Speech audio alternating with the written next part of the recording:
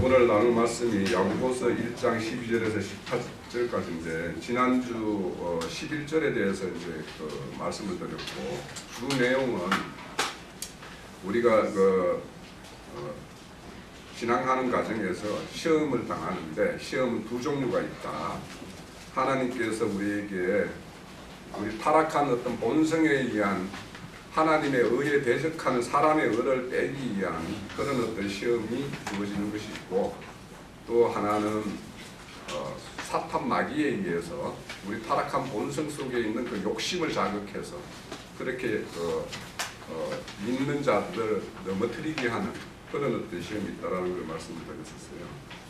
그래서 하나님이 우리를 새 사람으로 짓기 위해서 허락하신 그 시험은 우리가 잘 견뎌내야 될 것이고, 우리를 넘어지게 하는 사탄 마귀에 대해서는 우리 하나님의 보호하심과 또 인도하심에 따라서 우리가 그분의 어떤 도움을 받아서 그런 것들을 다 물리치고 이겨내야 될 것이다라는 것을 주로 말씀드렸고, 그래서 이긴 자에게는 생명의 멸류관을 준다라고 하나님께서 말씀하셨다라는 내용을 중심으로 말씀을 드렸는데요. 오늘은 이제 13절에 보면 사람이 시험을 받을 때 내가 하나님께 시험을 받는다 하지 말지니 하나님은 악에게 시험도 받지도 아니하시고 친히 아무도 시험하지 않으신다라고 말을 했는데,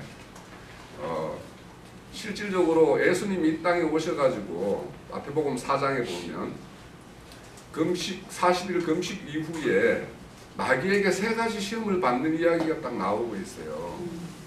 그런데 왜 여기 야고보 형제는 그것은 하나님은 시험도 받지 않으시고 시험도 안 하신다고 그러잖아요. 그죠? 그러니까 그것이 야고보가 그럼 다른 말을 하느냐?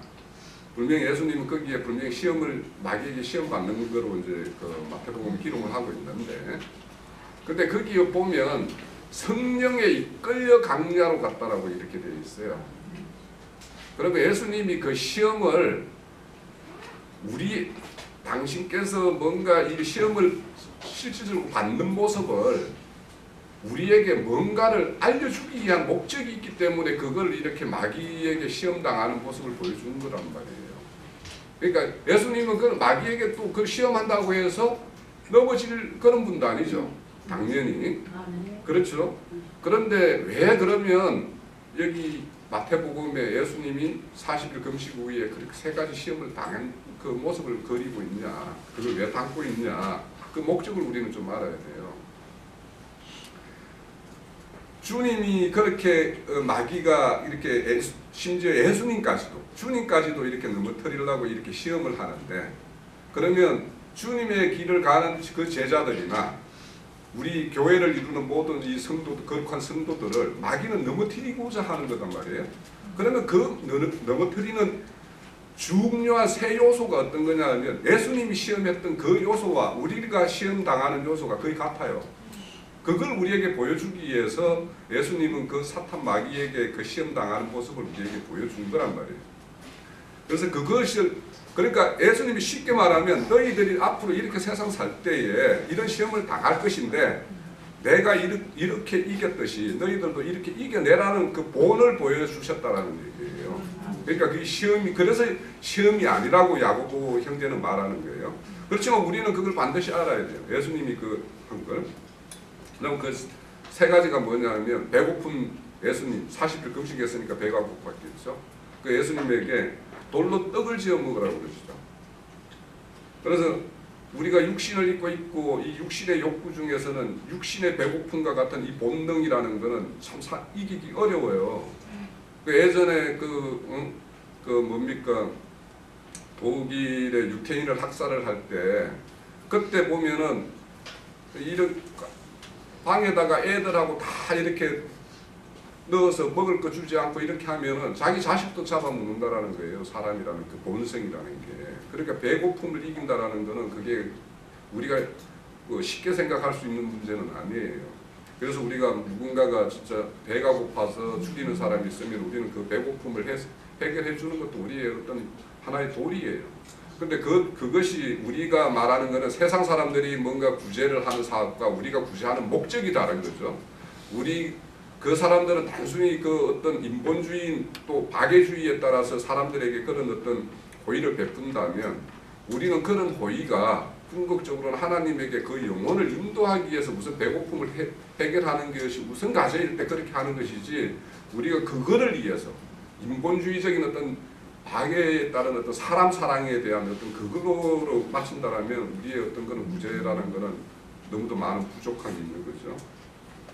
그래서 그렇게 떡을 지어 먹으라고 그랬고, 또 두 번째는 성전 꼭대기에 올라가서 뛰어내려라. 그러면 네가 하나님의 아들이면 천사가 밑에서 받쳐서 너희를 상하지 않게 하지 않겠느냐. 보여보라는 거죠. 만약에 예수님이 뛰어내려서 정말 천사가 이렇게 받들고 이렇게 하면 사람들이 그 어떤 예수님의 어떤 그 신규 그 뭔가 좀 기적과 같은 이적과 같은 이것을 보고 예수님을 따를 가능성이 많았겠죠.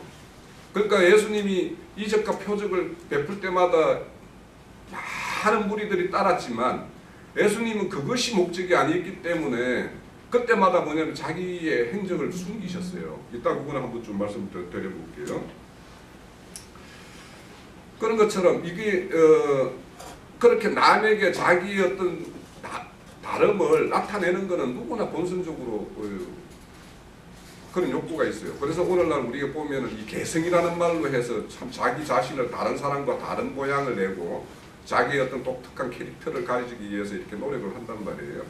그래서 그런 것들이 이제 연예인이나 이런 사람들은 그런 것들이 많이 필요로 하는 거죠, 사실은. 그런데 이제 그렇게 뭔가 눈에 보이는 것에 의해서 미혹할 수 있는 어떤 그런 것들이 있고요.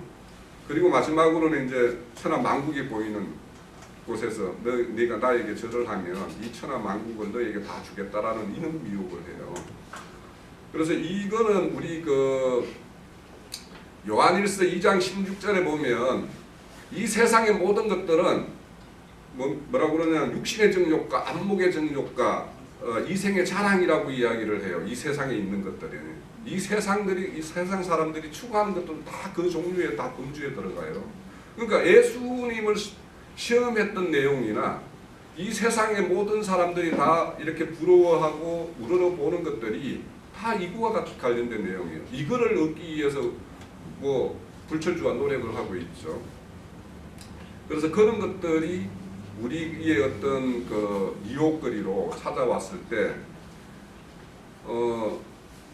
그래서 일반 교회에서는 세상에서도 복받고 또 이렇게 적당히 신앙생활을 해서 또 죽은 이후에는 천국 가는 이런 신앙을 추구하는 이유가 이생의 자랑과 안목의 정욕과 이런 것들을 떨쳐 못 냈기 때문에 그런 것들을 추구하게 만든단 말이에요. 그래서 우리 그 계시록에 보면은 발람의 교훈과 니골라당의 교훈과 같은 것이 다 거기와 관련된다고. 그래서 예수님은 그렇게 시험을 당했지 실질적으로 당한 걸로 이렇게 기록되어 있지만 그 기록하고 내용이 목적이 다르다라는 걸 말씀드릴 수 있겠고요. 그래서 그 자료 제가 지난주에 그 자료 보면 4페이지에 그 보면은 미혹 때문이 할 때 그 단에다가 그 좀 풀이를 적어놨는데요. 미혹된다라는 것은 결국에는 이 미끼에서 온 말이에요. 그러니까 이 사람들은 미끼가 던져지지 않으면 그걸 들썩 물지 않잖아요, 그죠? 그러니까 우리가 어떤 이성 없는 짐승이 되면 그 미끼에 다 걸리게 되어 있어요. 우리가 낚시를 가는 이유가 그 물고기에 그 미끼를 던져서 그 물고기를 잡는 거와 매우 마찬가지로 우리가 이 어떤 이성적인 그러니까 참 이성 하나님의 어떤 그 우리에게 부여된 어떤 지혜와 지식이 없으면 이 세상 믿기는 너무도 달콤하고 좋은 것들이에요. 우리가 다 옛날에 하나님을 제대로 알기 전에는 그거 다 좋아서 그거 추구하다가 온 사람들이에요.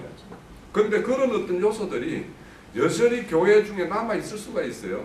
이따가 이제 그걸 뒤에 오늘 말씀 뒤에 보면 19절부터 이제 이야기가 이건 다음 주에 한번 논해줄 텐데 이후부터는 이렇게 진리로 낳은 자가 살아가는 삶의 방식이나 신앙생활이 어떤 내용이어야 되는지를 이제 그때부터 이제 시작이 돼요. 이제 그때 보면 이제 그런 어떤 미끼와 같은 것 이런 것들에 대해서 우리가 참 진리로 우리가 낳은 사람이라면 그게 미끼라는 걸 금방 알 수가 있어요.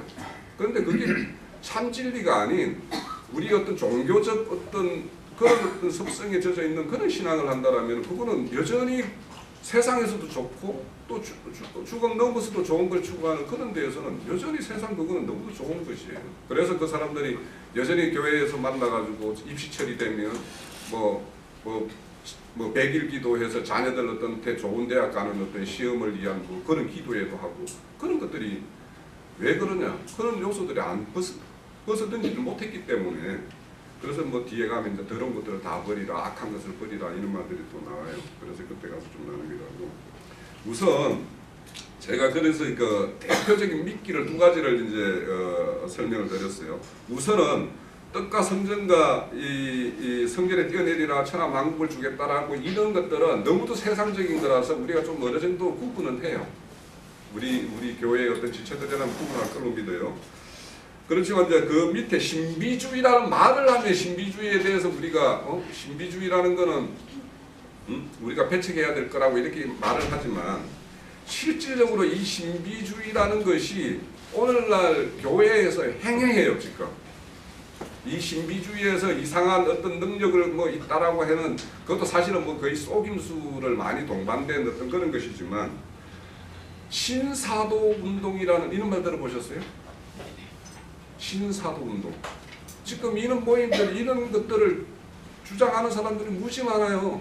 뭐냐면 사도 시대 때 초기 교회 시대 때 사도들은 굉장한 능력을 풀었어요. 막 병자들을 뭐 기도하면은 낫기도 하고, 그죠? 사도행전 3장에 보면 미문의 거린을 베드로 사도하고 요한이 가다가 그거 보고 내가 너희들에게 줄 금은은 없지만은 내 예수의 이름으로 너 일어나 걸어라 해서 그런 치유가 일어났죠. 바울 사도도 막 이렇게 손하고 안수하면 이렇게 일어났어요.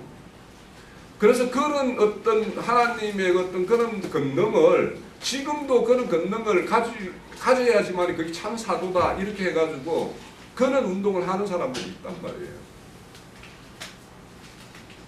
그래서 그런 사람들이 심지어 뭐냐면 하나님의 어떤 병고침 이런 능력을 행하지 못하면 그거는 참 사도가 아니기 때문에 그런 능력이 없다라고 이렇게 그 사람들은 그렇게 이야기를 한단 말이에요.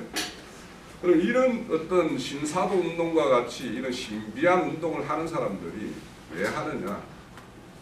그런 것들을 여전히 좋게 보는 그런 능력을 참 하나님의 능력으로 이렇게 인식하는 사람들이 있으니까 그런 운동이 먹히는 거죠. 그래서 그러면 우리가 주님이 이 땅에 오셔서도 많은 병자도 고치고 뭐 우리가 잘 아는 오병이의 기적이나 뭐 이런 기적을 베풀었잖아요, 그죠? 그런데 왜 그러면 예수님의 어떤 그런 능력을 지금 이 시대에도 우리에게 주면 다 더 잘 믿고 사도로 하나님의 참 사람으로 잘 믿고 잘 따르지 않겠느냐라고 생각하는데 예수님이 와서 그런 기적을 베풀었어도 예수님은 끝까지 따른 제자는 12명이었었어요.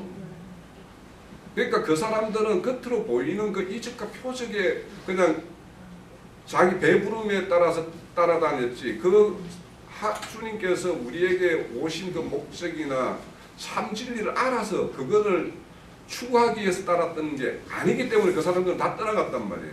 이 시대도 매 마찬가지예요. 그런 기적을 보면 그 기적에 따라서 뭔가 신기하게 생각할지 모르지만 그것 때문에 사람들이 참 예수를 따르고 참 진리의 길을 걸을 사람은 없어요. 그래서 그런 기적들을 왜 지금 그걸 다 거다 갔냐. 물론 정말 하나님이 필요하다라면 그런 권능을 지금도 아마 그 권능이 필요한 자리에는 베풀 수도 있을 거예요. 그렇지만 그것이 참으로 살리는 것이 아니기 때문에 그래서 우리 5페이지에 보면 데살로니 후서 2장 9절에서 12절까지 말씀을 이렇게 정리하는 게 있어요. 그거를 자료 5페이지입니다. 악한 자의 임함은 사단의 역사를 따라 모든 능력과 표적과 거짓 기사들과 우리의 모든 속임으로 멸망하는 자에게 임하니라. 이는 저희가 진리의 사랑을 받지 아니하여 구원함을 얻지 못합니다. 이러므로 하나님이 유혹을 저희 가운데 역사하게 하사 거짓 것을 믿게 하심은 진리를 믿지 않고 불의를 좋아하는 모든 자를 심판받게 하려 하십니다. 이 내용 너무도 분명하게 나타나고 있어요. 그러니까 지금 이 시대에도 뭔가 능력과 표적과 뭐 거짓 기사들로 이렇게 사람들을 모으는데 그런 이런 것들을 동원하는 어떤 그런 모임들이 있어요. 그런 모임들 또 찾아다니는 사람이 있어요.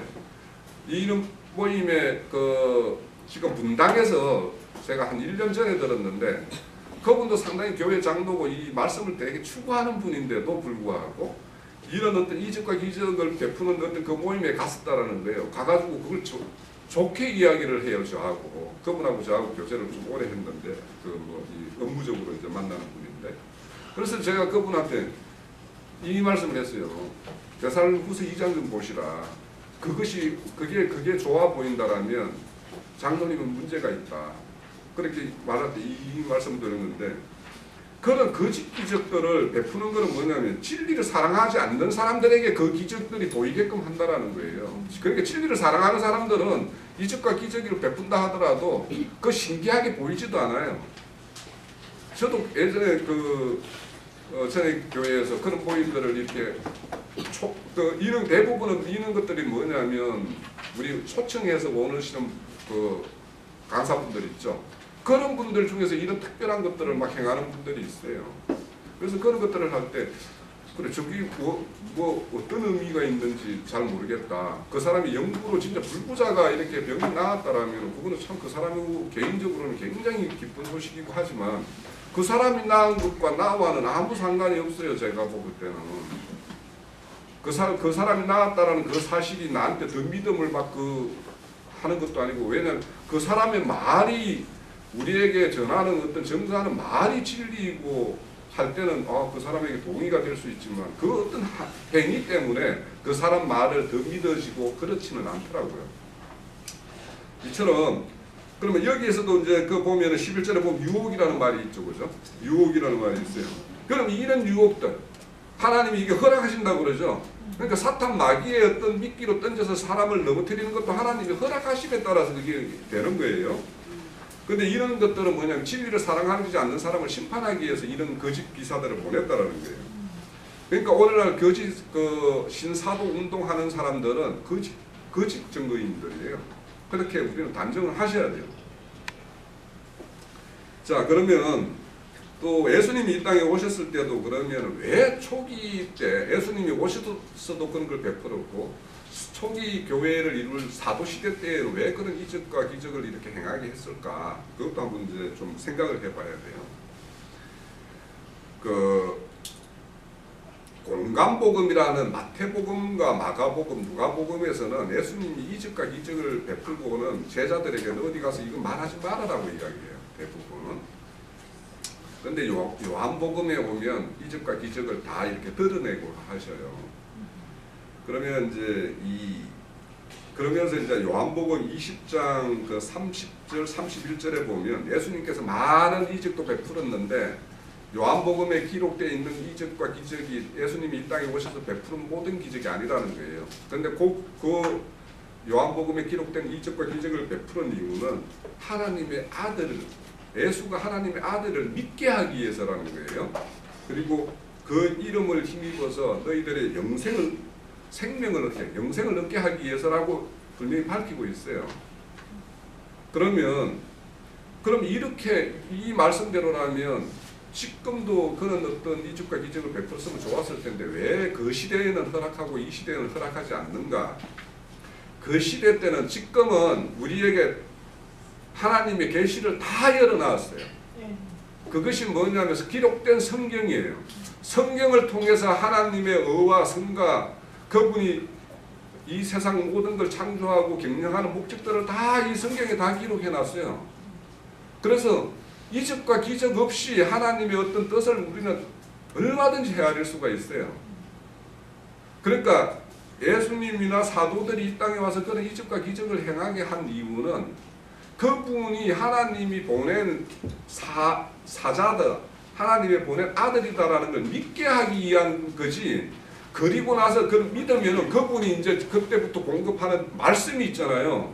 이 말씀을 받게 하기 위해서 먼저 내가 하나님이 보낸 자다라는 걸 먼저 믿으라고 보여준 것이지 그것을 특별하게 생각하고 너 이런 능력도 받으라고 보여준 게 아니란 말이에요. 그렇다면 오늘날에는 우리는 기록된 성경을 통해서 하나님의 모든 것을 알 수가 있기 때문에 그런 것들이 필요가 없는 거예요, 사실은.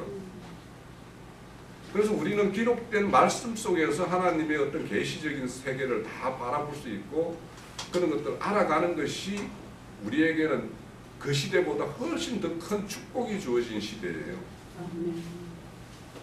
그래서 그런 것들을 그 시대와 이 시대는 다르다. 그리고 그런 거에 대해서 신명기에도 이제 언급을 하고 있어요. 13절에 보면 꿈꾸는 자들이 와서 이것도 다 하나님이 너희들을 미혹하는 시험으로서 허락하신다라는 거예요. 그래서 이런 것들에게 그래서 하나님은 우리에게 특별한 걸 주신 적이 없어요. 하나님께서 우리 오늘 말씀에도 보면 뒤에 그 17절에도 보면 온갖 좋은 은사와 온전한 선물이라고 말씀을 하세요. 우리한테 준 게. 하나님은 우리에게 참 생명을 주는 것이 목적이에요. 자, 여기 말씀대로 좋은 것 중에서 생명을 죽은 자에게 생명을 주는 것보다 더 좋은 거 있어요? 죽은 자에게 살리는 것보다 더 온전한 선물이 없어요. 그죠? 그죠? 그와 왜 마찬가지로 우리에게 주는 것은 생명과 관련된 것이지 이적과 기사의 능력, 이 세상에서 뭔가 이렇게 부귀영화를 누릴 수 있는 이런 것이 우리에게 주는 목적이 아니란 말이에요. 우리는 하나님 말씀과 교회를 통해서 우리가 생명, 참 생명을 얻지 못하면 아무 의미가 없어요. 그분의 뜻과 아무것도 관련이 없어요. 자, 두 번째는 돈이에요, 돈. 그래서 거기도 디모데전서 6장 10절에 보면 돈을 사랑하는 함이 일만하게 뿌리가 되나니 이것을 사모하는 자들이 미혹을 받는다고 그러죠. 그러니까 이적과 기사도 미혹받기가 쉽고 돈도 미혹받기 쉬워요. 왜냐하면 돈이라는 게 이 세상에서는 돈이 주어지면 이 세상 살아가는 데는 참 편해요. 사실은 이 땅에서 사는 자체만은.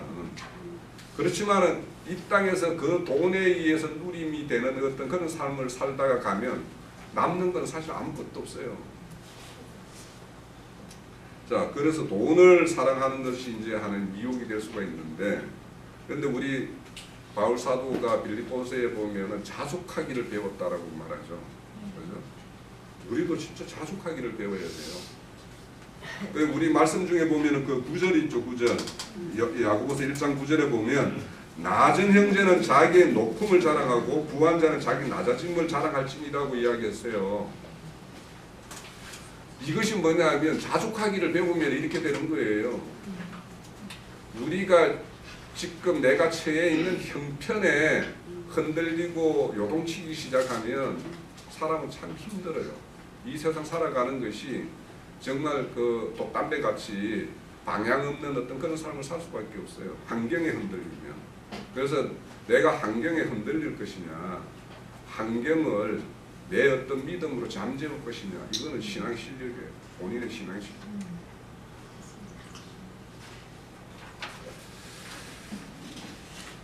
자, 그리고 이제 그 말씀에 보면 15절에 그렇게 이렇게 끌림에, 욕심의 끌림에 대한 미혹에 대해서는 우리가 이제 그 어떤 어느 정도 어느 것이 미혹이다 이런 분별력을 진리 말씀을 우리는 잘 그 장비가 됐을 줄 믿습니다. 그런데 우리는 온전히 어떤 육신을 꺾고 있지 못하고 우리가 온전한 사람이 아니에요, 그죠? 그렇다 보면 우리 속에는 그 욕심이라는 게 있어요. 그래서 욕심이 잉태한 죄를 낳고 죄가 장사한 자 사망을 낳는다고 그래요. 자, 우리가 살아가면서 미혹 안 받을 수 없어요. 다 미혹은 받아요. 예? 그런데 그거를 어떤 사람은 이런 비유를 하더만요. 내 머리 위로 새가 날아가는 것은 내가 어찌할 수 없다라는 거예요. 예? 그런데 새가 내 머리에 둥지를 틀고 사는 거는 내가 얼마든지 새를 쫓아낼 수가 있죠. 이 욕심이라는 그런 거예요. 욕심이라는, 아니, 그 유혹이라는 건 그런 거예요. 그래서 유혹이 나한테 왔을 때 이것이 유혹이다라고 딱 판단이 딱 되어지면 내가 그 자리에서 물리칠 수가 있는데, 그것이 이게 나를 유혹하는 거다라는 걸로 그런 인식이 없으면 내가 너무도 과거에 익숙한 것들이에요. 그런 것들이 나를 미혹하는 것들은 익숙한 것들이에요. 내가 과거에 좋아했던 것들이에요. 그러면 그런 것들이 딱 왔을 때 이것이 하나님이 이것이 나에게 축복하기 위해서 뭔가 주는 것이다 이렇게 생각하면 그거 이제 들썩 찾게 되는 거겠죠. 네?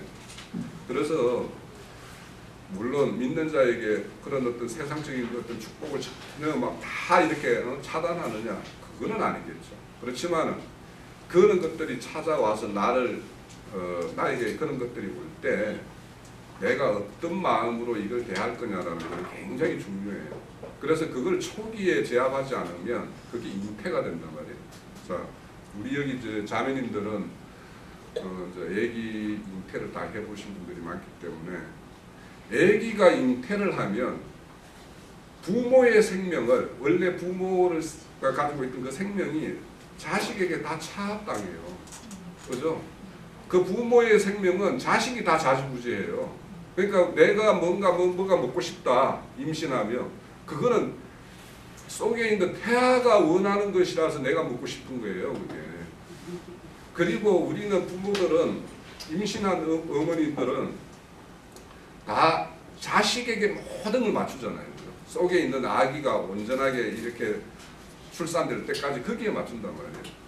왜 마찬가지예요. 욕심이라는 것도 내 안에 이렇게 들어와서 얘가 잉태를 하게 되면 얘가 나를 다 좌지우지해서 나를 끌고 간단 말이에요.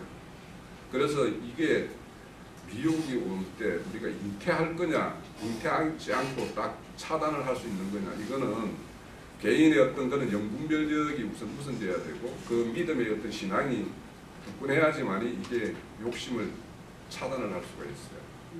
그래서 이게 야고보서가 행함이라고 하는 거는 이런 욕심을 차단하고 이런 것들 다 행함이라고 하는 건데 이런 행함은 믿음이 없으면 안 되는 거예요.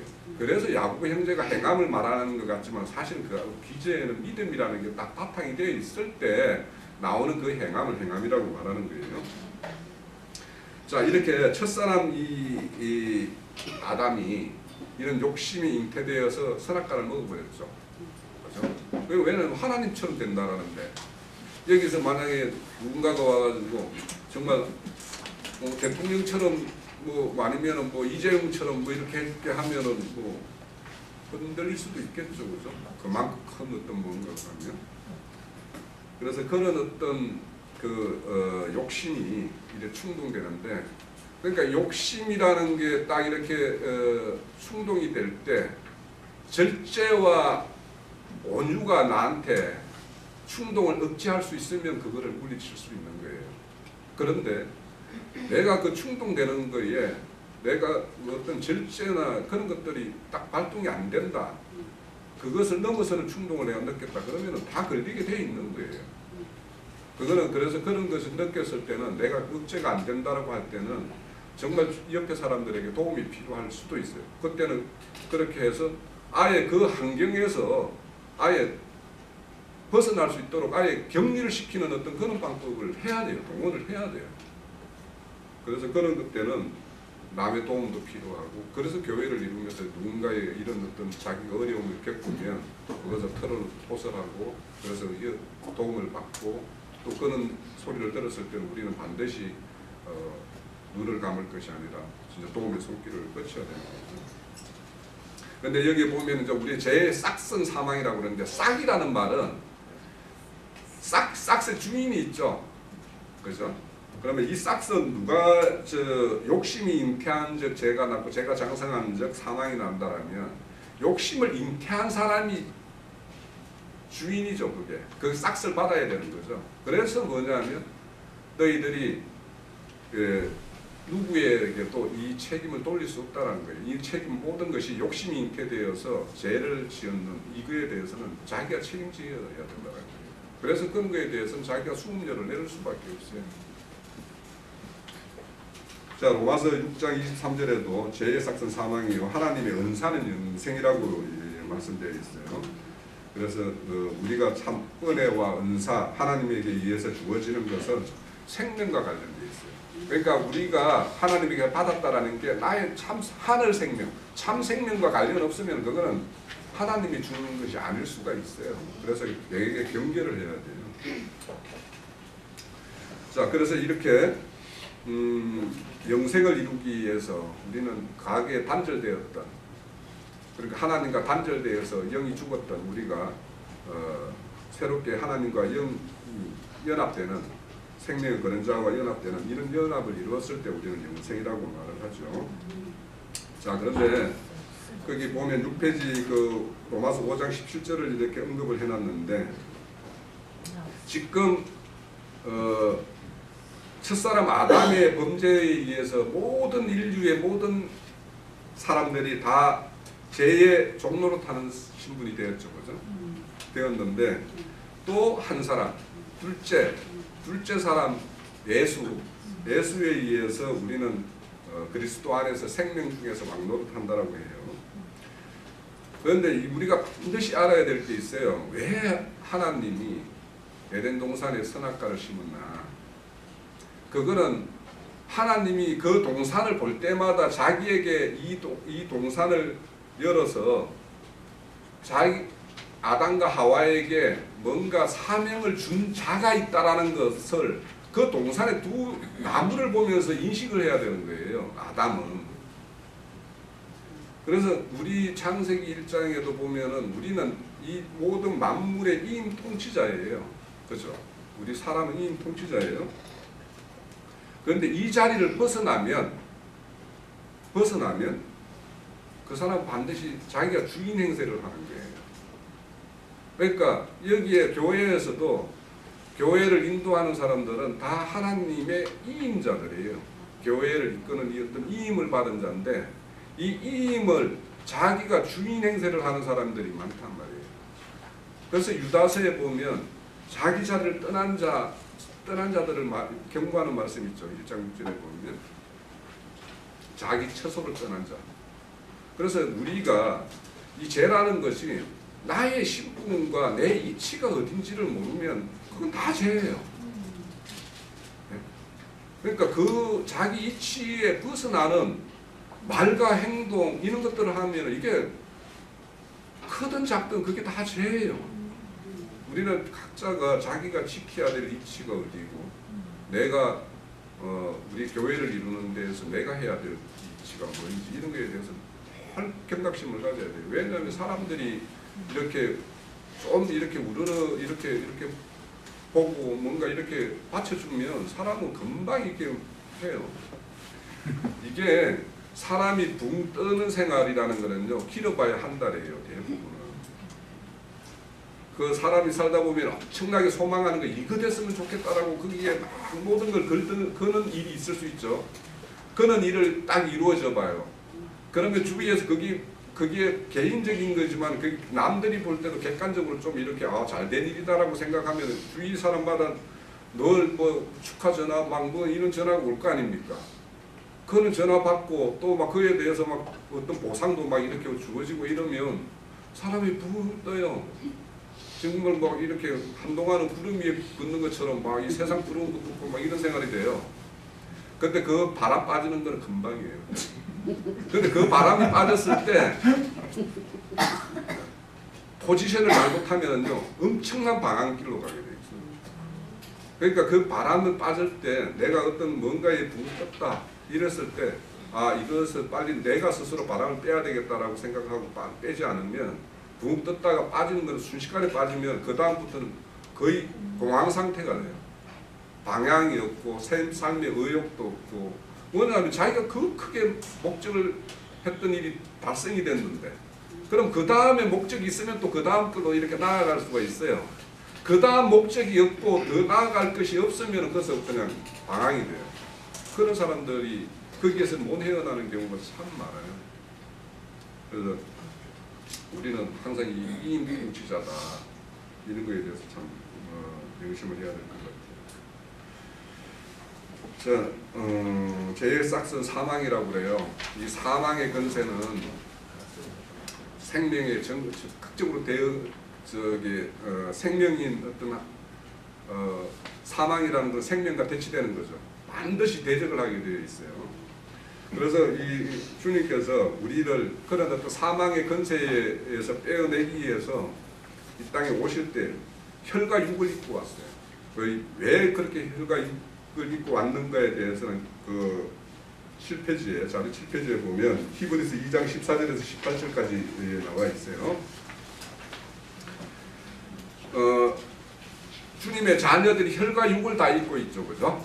그러니까 혈과 육을 입고 온 자들이 사망과 권세에 놓여 있어요.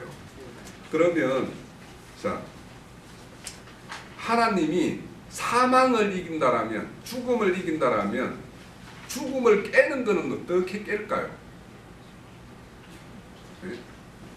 그분이 죽음을 이기고 다시 살면은 사망을 이기는 거죠. 그죠? 그런 거예요. 그래서 왜 주님이 이 땅에 오셔서 그 혈육을 입고 오셔가지고 십자가 죽으심을 당한 다음에 다시 사는 방법을 동원을 했냐 하면, 하나님은 사망 권세가 범할 수 없는 생명을 가지고 있다는 걸 입증해 보이기 위해서 십자가에서 죽는 방법을 선택하는 거예요. 그리고 사는 방법을 보여주셨어요. 그러니까 이 죽은 이후에 살아난 이 부활의 생명이 얼마나 큰 능력이었냐 하면, 믿지 않는 자들을 그때 다 믿게 만들었어요. 이 야고보, 지금 이 글을 쓰고 있는 야고보 형제도 그 죽었던 자기 형 예수가 다시 산 모습을 보고 믿게 되었단 말이에요. 우리도 이 부활의 생명의 어떤 이 믿음을 가지고 있어야지 이 땅의 어떤 육신의 것들을 다 버릴 수가 있고 어떤 이런 것들에 의해서 우리가 제한받지 않지. 이 부활 생명을 반드시 우리는 가져야 돼요. 네.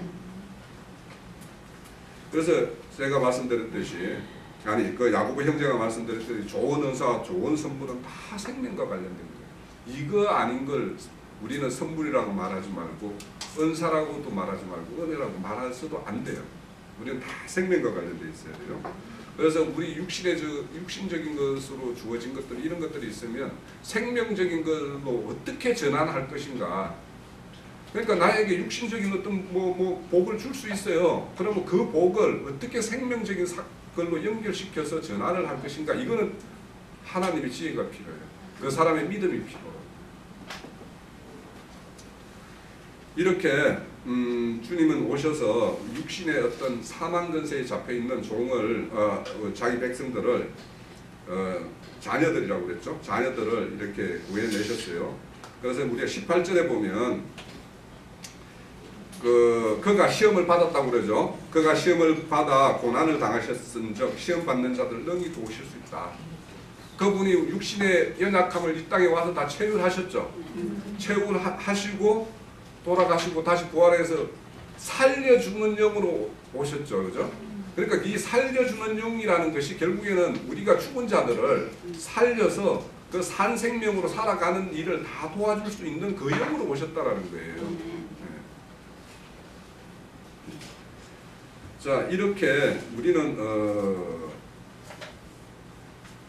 하나님의 어떤 새로운 어떤 한 의에 의해서, 예수의 한 의에 의해서 우리는 새 생명을 얻은 자들입니다. 그래서 그거를 이 야고보 형제는 진리의 말씀으로 낳은 자가 되었다, 이렇게 말을 해요.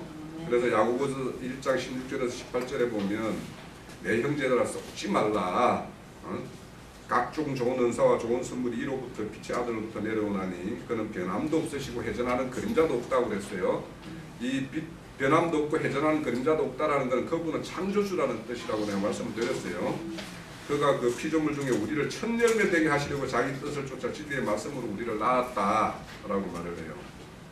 그런데 여기 이제 속지 말라라고 하는 것은 금방 말씀드린 대로 좋은 은사, 좋은 온전한 선물은 생명과 관련된 어떤 빛의 아버지로부터 오는 것인데, 땅에서 올라오는 걸 가지고 좋은 것이다라고 생각하고 그렇게 속지 말라라는 거예요. 예수님이 이 땅에 오셔가지고 세 가지 그 시험 당한 것도 그 다 땅에서 올라오는 거라는 것이 이런 것이다라고 우리에게 보여준 거예요. 예. 자, 그런데 이제 성경에 보면 이 속이는 것 중에서 여기 자료에 언급됐듯이 7페이지 우측면 중간단 정도에 기록되어 있는데요. 성경에는 영혼의 사냥꾼이 있죠, 그죠? 예. 창세기 10장 9절에 보면 구스의 아들 니므롯이 영혼의 사냥꾼으로 이렇게 묘사를 되고 있어요. 그리고 또 계시록 18장에 보면은 바벨론 성과 결탁되어 있는 상고들, 상고들의 그 거래 물품에 보면은 사람의 영혼도 거기 포함되어 있죠, 그죠? 예. 그래서 이 속는 것도 사실 이 땅에서 속는 거, 자 우리 각자 한번 생각해 보세요. 돈 100만 원 사기 당하면 우리 끙끙 앓죠. 그죠? 여기 다 뭐 돈 100만 원, 좀 더 크게 보면 뭐 한 돈 1000만 원 일하면 맨날 며칠 막 쏘가리 하고 막 이러잖아요. 그죠? 그런데 우리가 영혼에 쏘은 거에 대해서 쏘가리 해보신 분? 네? 그래요. 우리가 이렇게 진리를 사랑하고 교회를 이룬다고 하지만 내가 거짓된 복음에 의해서 거짓된 진리라고 포장된 그런 거에 의해서 속은 사례가 너무도 많아요. 지금도 속고 있는 것도 있을 수도 있어요. 그렇게 그런 것들의 속음에 대해서 쏘가리를 우리가 하지 않으면 우리가 영혼의 사모함이라는 것이 좀 공허한 소리가 될 수 있어요. 내가 정말 내 영혼이 잘 됨이 얼마나 큰 것인지에 대한 인식이 부족하면 그 영혼에 속은 거에 대해서 그냥 대수롭지 않게 지금부터 뭐 출발하면 되지 뭐. 물론 지금부터라도 출발해서 새 생명으로 덧입는다라면 그거 복이죠. 그렇지만 우리가 과거의 많은 시간들, 물질과 시간들을 그렇게 허비한 그런 시간들에 대해서 정말 하나님한테 회개해야 될 거예요. 왜냐하면 그 많은 시간들을 허비했잖아요. 그런데 이런 거짓 것들에게 이렇게 미혹되어 있을 때, 그런데 요즘에 이제 이렇게 보면 무슨 신학, 무슨 주의, 무슨 뭐 운동, 막 이런 것들을 많이 이렇게 부르짖어요. 그래서 뭐 개혁신학이다, 뭐다, 막 이러는데 사실 그런 것들을 이렇게 보면 개혁적이지도 않아요. 우리 하나님의 진리 말씀만큼 개혁적인 것은 없어요. 이 세상과 가장 바라는 것이 하나님의 진리, 이 성경의 말씀이에요. 말씀 그대로만 추구하면 정말 개혁적이에요. 그런데 그런 것들을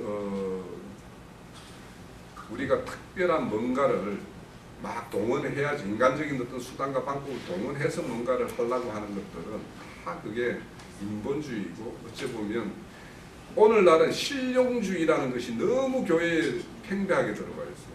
뭐든지 보면 야 이게 뭐 이렇게 하는 게 이게 더 훨씬 효과적이 더 실용적이 아니냐 막 이런 말들 쉽게 우리 해요. 그래서 어떤 면에서는 그렇게 또 우매하게 할 필요도 없고 어리석게 할 필요도 없지만은 너무 인간적인 실용주의 뭐 이런 것들을 우리가 교회에다 끌어들여서 그런 어떤 인간 편의적인 어떤 그런 방법을 동원하는 것도 한번 다시 생각해 볼 부분이 있어요. 자, 이렇게 썩는 것 중에서 보면 10편 73편에 보면 그 악인의 형통함을 보고 막 넘어질 뻔했다 이런 말씀이 있어요. 그죠? 네. 그래서 우리가 이렇게 신앙하면서 어떻게 하나님의 자녀보다 이 세상의 어떤 사탄 마귀의 자녀들이 더 번성하고 잘 되느냐, 그거는 너무도 당연해요. 세상적인 모든 수단과 방법을 동원해서 자녀를 이렇게 길들이는 것은 사탄 마귀이기 때문에 그들에게 잘 되는 건 너무도 당연해요. 자, 좀 뛰어넘어서요. 시간이 좀 많이 됐는데 그 8페이지에 보면 우리를 진리의 말씀으로 나온 첫 열매라고 말을 하죠. 그죠? 자, 첫 열매라는 것은 이 기본 사상은 어디에 있냐면 민수기 15장에 보면 타작마당에서 첫 열매를 이렇게 거두면 그거는 바로 그 죄로 그 하나님께 다 드리라고 되어 있어요. 그래서 첫 열매라는 말은 전적으로 하나님께 드려짐을 말하는 거예요. 그래서 이 야고보 사도가 이 흩어진 12지파들에게 편지할 때 그 초대교회를 이루고 있는 어떤 사람들이죠. 그러면 그 시대에 그 사도들의 편지를 받는 사람은 그 어떤 지역에 자기들 정착하고 있는 지역에서는 다 개척신앙들이에요. 처음 믿는 자들일 가능성이 많아요. 그러면 그 사람들은 그 지역에 다 첫 열매들이에요. 그죠? 그래서 뭐 우리 저 같은 경우도 우리 저기 집안에서는 처음으로 믿는 자예요. 그래서 첫 열매라서 집에 가면 뭐 잘 말빨이 안 써요, 사실은. 네? 그래서 뭐 좀 그런 것처럼 근데 이 천열매라는 거는 자기 자신이 지금이라도 우리가 여기 각자가 다 자기 처소에 보면 어찌 보면 믿는 자가 내가 처음인 사람도 있고 또 어찌 보면 또 진리의 열매로서 진리의 성도로서는 다 천열매일 수가 있어요. 그러면 이 천열매라는 자인식이 제일 중요한 거예요. 내가 이 지역에서 난 천열매다. 그렇게 인식을 가진 사람들은 하나님께 전적으로 드릴 수가 있어요. 더해지는 삶을 살 수가 있어요. 그런데 나는 뭐 적당하게 이렇게 따라가는 어떤 뭐 이런 신앙만 하다가 뭐 이렇게 이런 어떤 부분으로만 너무 지나치게 생각을 하면 자기가 앞서서 뭔가 인도해야 될 어떤 그런 사명의식이 있는 자들은 천열매예요. 그래서 우리는 그런 어떤 천열매가 필요한데 예수님 천열매죠. 온전한 천열매고 예수님에 의해서 뿌려진 각 지역마다 있는 그 지역의 천열매들에 대해서 바울 사도가 많은 말씀을 하고 있어요. 로마서 16장 5절에 보면 에베네도를 보고 아시아에 너는 예수의 천열매다 이렇게 이야기를 하고 있고 또 고린도전서 16장 15절에 보면은 여기 기록되어 있죠. 형제들아 세데바나의 집은 곧 아가야의 천열매다. 아가야 지역은 이게 마게도니아 지역이에요. 그 지역에 이 세데바나가 처음으로 바울 사도에게 이 세례도 받은 사람이에요. 바울 사도가 세례를 몇 명에게만 줬죠. 그 이후에는 세례가 인물 찍어서 이렇게 하는 것이 세례가 아니구나를 알고는 이제 그거를 멈췄단 말이에요. 그런데 바울 사도에게 세례 받은 사람 중에 한 사람이 그 스데바나인데 너는 아시아의 천열매다 이렇게 이야기를 해요. 그러니까 이 천열매라는 인식이 얼마나 자기에게 어떤 믿음의 신앙을 경주시키는가 이런 거에 대해서 우리는 인식을 가지고 우리가 각자가 자기 처소, 자기 지역에 천열매다 그렇게 생각을 하면 내가 천열매로서 어떤 삶을 살 것인가에 대한 어떤 책임의식이나 이런 것들이 또 달라질 거예요. 그래서 그런 것이 이제 필요한데 이렇게 야고보 형제가 이 편지를 받는 자에게 다 너희들이 천열매다 이렇게 천열매로서 너희들이 온전히 하나님에게 드려짐의 삶을 어떤 살고 그런 어떤 열매로서의 어떤 그런 본을 보이는 어떤 그런 것을 요구하는 내용이라고 볼 수 있어요. 자, 진리의 말씀으로 낳는 것에 대해서 이제 마지막으로 좀 말씀을 드리고 마치고자 해요. 앞서 말씀드린 대로 우리는 진리의 말씀으로 낳은 자에 대한 그런 어떤 반드시 우리 스스로가 가지고 있는 것들, 우리가 하나님의 가지고 있는 말씀들이 다 참 진리여야만 되고 진리가 되도록 우리는 그런 진리를 추구해야 돼요. 자, 그거에 대해서 에베소서 4장 17절에서 24절까지 요거는 성경책을 한번 찾아볼게요.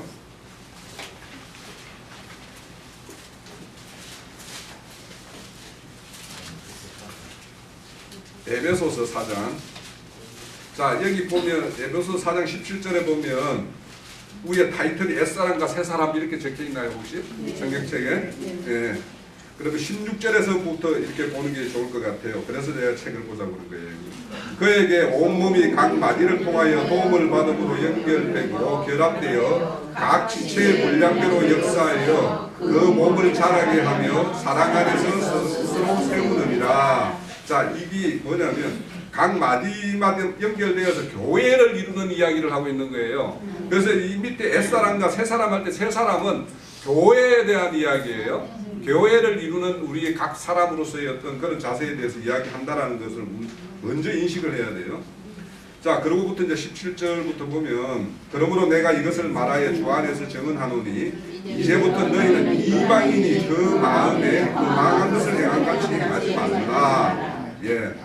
이방인처럼 우리가 흠망한 것을 우리는 지금 그러니까 야고보 형제가 말하는 거나 에베소 형제가 에베소 편지에서 바울 사도가 말하는 거나 이 뭐냐면 이방인들 같이 하나님을 모르는 자 같이 모르는 자들이 추구했던 그런 것들은 다 허망한 거라는 거예요.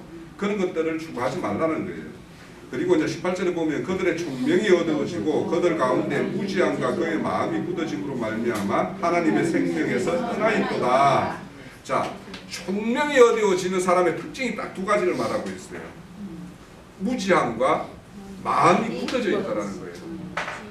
자, 그러니까 우리가 이 뭔가 신앙을 한다든지 뭘 하면은 날마다 빛 가운데로 진리 지식이 새로워지고 뭔가 진리 지식이 이렇게 축적되고 이런 쌓임이 있는 그런 열매들이 있어야 돼요. 그리고 그렇게 되면 우리가 마음이 굳어질 수가 없어요. 어떤 게 정착되어 있고 뭔가로 자기 자신을 이렇게 바운더리 지어서 자기를 어떤 틀에 가두지 않기 때문에, 그래서 늘 믿는 사람이면 자기의 생각과 마음의 어떤 지경을 넓혀가야 되는 거예요. 그죠? 그렇기 때문에 이 총명이 총명하게 이게 열려 있으면 무지해질 수도 없고 마음이 굳어질 수도 없어요. 그런데 이런 어떤 총명이 어두워진 사람은 굳어지고 무지해진다는 말이에요. 이게 두 가지 특징이에요. 그들이 각각 없는 자가 되어 자신의 방탕과 방임의 모든 더러운 것을 욕심으로 행한다고 그래요. 그죠? 그래서 그런 사람들이 어떤 그 무지와 마음이 굳은 자들은 이런 감각이 살아있지 않으니까 무지에 빠져있고 굳어진 거죠. 그런 사람들은 자신도 모르게 방탕과 방임을 이렇게 허락한다는 거예요. 자, 20절. 오직 너희는 그리스도의 그와 같이 배우지 아니하였나니라. 20절. 진리가 예수 안에 있는 것 같이 너희도 참으로 그에게 듣고 또한 그 안에서 가르침을 받을지인데 너희는 유혹의 욕심에 따라 썩어져 가는 불순을 따르는 옛사람을 벗어버리라. 예, 여기서 제가 언급된 내용 중에서 보면 우리는 무지에서 벗어나야 되고 마음이 굳어지는 것에 대해서는 우리가 자각을 해야 되는 거고, 세 번째는 뭐냐면 구습에서 내가 과거에 익숙한 것들을 다 벗어버려야 된다는 거예요. 그러니까 날로 우리가 새로워져야 되는데 과거에 했던 그런 습성들을 여전히 하나님을 알거나 몰랐거나 또 하나님을 안다고 하면서 예전에 몇 년 전이나 지금이나 변함없는 어떤 그런 구석들이 있어요. 이거는 각자 자기들만 알 수 있어요. 나도 나만 알 수 있는 그런 게 있을 수 있고, 그래서 그런 것들을 벗어버려야 된다는 거예요. 그래서 너희는 심령이 새롭게 되어 하나님에 따라 의와 진리의 거룩함을 제심을 받은 새 사람을 입으라, 이렇게 하고 있어요. 우리가 이렇게 지금 말씀드린 대로 영적 무지가 있게 되면, 자, 호세아가 그랬죠. 내 백성이 지식이 없어 망한다고. 그러니까 지식이 없고 영적 무지하면 앞에서 나와서 이적과 기적을 베풀면 그것이 신비하게 보이고 그런 것들을 추구하게 되고 그런 걸 따라가게 되어 있어요. 그러니까 이런 무지에서 벗어나지 않으면 거짓 사도들이 와서 뭐 말을 하더라도 이게 거짓이 무엇인지 뭐 그렇게 말하는 똥인지 된장인지도 모르고 막 그냥 그런단 말이에요. 그러니까 우리가 이런 어떤 영적 지식을 쌓기 위해서 우리는 이렇게 모여서 하루에 일요일에 모여서 그래도 한 3시간씩 막 이런 타임을 하고 있고 주중에 6시간 타임을 하는 이런 교회가 어디 있어요 지금. 사실. 우리 여기 있는 분들은 사실 대학교 가면 대학교 4년 졸업하는 위해서 140학점 정도밖에 못 따요. 우리 여기 교회 여기에서는 지금 1년 하고 우리는 방학도 없잖아요. 그죠? 이런 거 따지면은 1년에 몇 학점 따는지 몰라요. 그런데 우리가 그렇게 몇 학점 따는 만큼 이 영적 지식이 이제 이렇게 쌓였는지 안 쌓였는지는 각자가 이제 아실 거고. 그래서 우리가 노력을 경배할 부분이 있어요. 그래서 그렇게 잘못된 지식이 나의 어떤 신앙의 어떤 그 모토가 되고 어떤 저변이 되면 그 사람은 너무도 깊은 수렁에 빠지는 거예요. 그래서 교인 하나를 만나면 배나 지옥주 하신 만든다라는 게 뭐냐면 잘못된 지식에 젖어 있으면 그 사람을 참 지식을 빼내는 건 훨씬 어려워요. 아무 지식이 없는 사람은 그냥 맹탕이면 그때부터 시작을 하면 되는데 잘못된 지식이면 큰 문제예요. 자, 봐보세요. 제가 그걸 예전에 어떤 사람인지 예를 들어서 말합니다. 어떤 산이 올라가는데 이 산이 이제 내가 가는 산이라고 생각해서 올라갔어요. 근데 올라갔는데 내가 목표하는 산이 아니야. 그 산은 저쪽에 있는 저 산이야 만약에. 그럼 그 산을 오르려면 반드시 자기가 올랐던 산에서 내려와야 돼요. 그죠? 사람들은 자기가 오르면서 수고했던 그 수고가 아까워서 그걸 못 내려와요. 네? 그래서 어떤 사람이 그 지금까지 수고한 거에 대해서 아니야 그 저 산이 아니고 여기도 저 산보다 더 좋아 이런 식으로 누군가가 좀 부추겨주면 그냥 그 산에서 친다니까요. 그러니까 우리가 반드시 그런 어떤 잘못된 길을 가면 그만큼 대가를 치러야 돼요. 내려오는 길을 아깝지만 내려와야 되는 거예요. 버려야 되면 버려야지만이 새롭게 채울 수가 있어요. 그래서 그런 어떤 잘못된 지식에 대해서 우리는 경각심을 가져야 되고요. 또 이 굳어진 마음에 대해서 이제 예를 그 마가복음 3장 5절 마지막 페이지입니다. 10페이지. 마가복음 3장 10절에 보면 예수님이 회당에 들어갈 때 손 마른 자를 만나는데 거기에는 두 부류가 있는 거예요. 손 마른 자가 하나 있고 병자가 두 사람이 있다라는 거예요. 손 마른 자가 있고 또 예수님이 이 회당에 들어가서 무슨 짓을 하는지 이렇게 안식일 날이니까 이렇게 지켜보는 부류가 있었어요. 그러니까 예수님은 이 두 사람이 다 병자인 거예요. 예수님 입장에서 보면 한 사람은 진짜 육신에 손이 마른 자고 한 사람은 속이 병드는 자예요. 그래서 그때 지켜본 사람이 유대인이고 바리새인 서기관 이런 사람들이 지켜봤을 거 아닙니까? 예수님은 어떻게 해서 이거 잡을까 해서 그래서 이 손 마른 자는 주님의 어떤 도움의 손길에 손을 내밀어서 손의 치유를 받았어요. 그렇지만 예수를 어떻게 해서 걸고 넘어질까 하는 그 병자들 속에 병든 자들은 마음이 굳어져서 예수님이 그들에게 너희들의 어떤 행태에 대해서 예수님이 고발을 할 때 이 자들이 예수님의 어떤 그걸 받아들이지를 않았어요. 왜 그러냐?